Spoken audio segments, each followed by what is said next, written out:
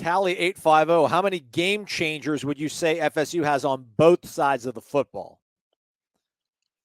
So offense, you got quarterback, 2 receivers, Trey Benson, Jaheim Bell.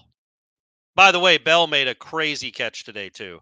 What was I wrote about it in the observations. I'm not giving away the farm here, folks, but I'll give you a quick rundown. It's against the scout team, so you always have to take that with a grain of salt. He's not being guarded by one of the best players on the team, but it's a ball that it's kind of behind him. Put it in a not bad spot, but kind of behind him. He's running full speed, kind of goes over the kid's helmet to catch it, and then keeps running almost at the same exact speed. Like doesn't really slow down. It's just different kind of stuff that you're not used to from tight ends around here or pretty much anywhere else. It was a pretty special play. So those 5 on offense for sure. I think Destin Hill has a chance at some point this season to be called that. And then on defense, Verse and Fisk and Lovett.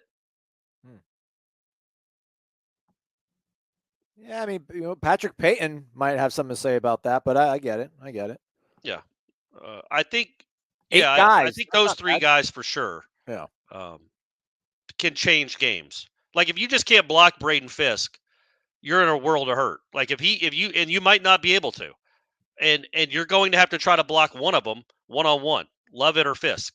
And meanwhile, you got the freak on the outside where number 5 you're gonna have to double team. So yeah, man. Though I think all 3 of those guys can change the game. Look it up. In the meantime, Startup Talks really he's back with more offensive line questions. He asked who the best guard is. Now, who do you think? Who's the best offensive lineman they have?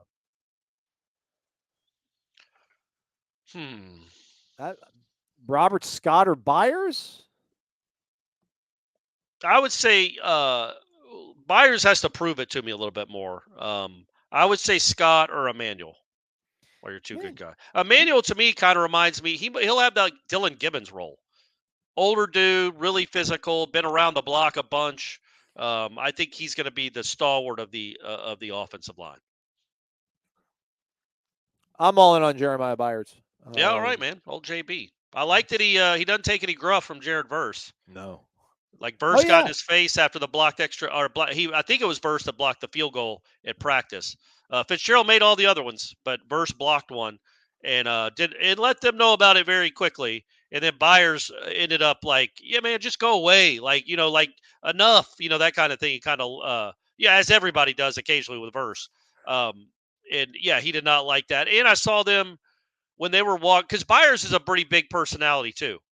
He really is. He's probably the most talkative of those guys, I think.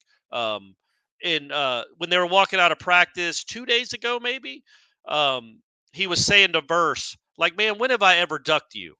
Like, as they're walking past this with Norvell talking, he's like, man, when have I ever ducked you? Tell me a time I've ducked you in there.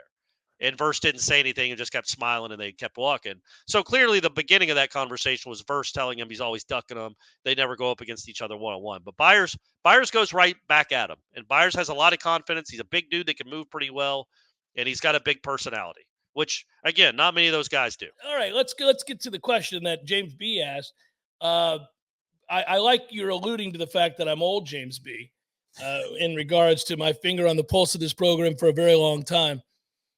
They do not seem that way to me, Tom. I don't sense that. I think they seem like a team that's really intensely focused. I think they look like a team that's about business. Yeah. I think they recognize, frankly, that they have a hell of an opportunity here, and that they have a lot of good players. You got a lot of guys that, understand this is it. This is their last chance to make a go and make a run at anything here. And some guys that have been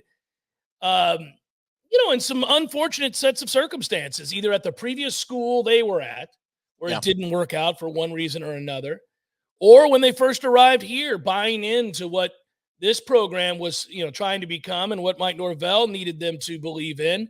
They've had, a lot of work to put in and a lot of tough times. They've been on the wrong end of a lot of results. Now, last year they got a taste of what it feels like to have a successful season. But even that season is not to the standard of greatness that Florida State aspires to.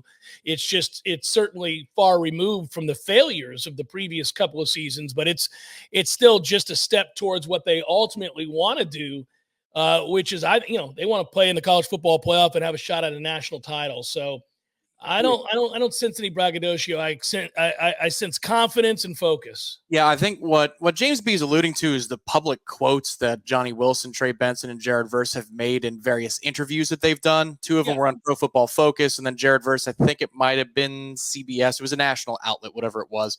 And they're talking about how, they want to prove that Florida State is, one of the best teams in the country, or they think that, people are in for a wake-up call, like aggressive language like that. And so I guess when you pile up 2 and 3 players, front-facing players, that are saying strong things akin to, who was it? One of the defensive backs a few years ago said, just turn on the TVs, something along those lines. I think maybe we're scarred from the last 5 years where we talk tough and then we didn't play tough.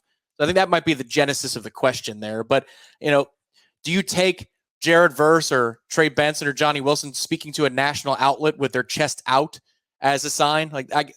Does that change the math for you at all, that they're going into the national press and saying strong things about what they expect Florida State to be? Not really. I just think that they have worked real hard and they believe in themselves. And when you're asked a question about what you think the team is or what you are, they're not bashful about saying they think they're good, but I don't think it's the same sort. A lot of times I've figured out over the years that people that go out of their way to tell you that they're going to be good, or you just wait. If they're going out of their way, as opposed to being asked, if they're going out of their way, a lot of times that is a false front. That's a paper tiger. That is false bravado. It's the kind of stuff where you go, They have not done that. They have also not shied away from very lofty expectations. They've also not shied away when asked about other players, teammates, for example. If they think you can play, they'll tell the interviewer or the person asking the question, what are your thoughts? So say Jared Verse were to be asked about, Trey Benson or an offensive lineman that he goes up against. If he thinks the kid can play, he's going to tell you he can play. He'll tell you he's a dog. He works hard. He's strong. He's had great practices. I expect him to have a great year. Some guys they're so high on that they just can't wait for the country to get a glimpse of their talents. But it's not like, hey, there's a mic. I'm going to go over there and tell everybody about how much ass we're going to stomp this year. That's not what you're seeing. And there are people who do that. There are teams who do that. There are players who do that, but I don't think that's this team. It hasn't been so far. Alex says, no Armella. That's for development reasons or to keep him healthy. I understand we are thick on the offensive line. Just thought I'd see his name somewhere on the 2 deep. Ira, is that a concern to you, or do you think that Florida State just has who they have right now that they like?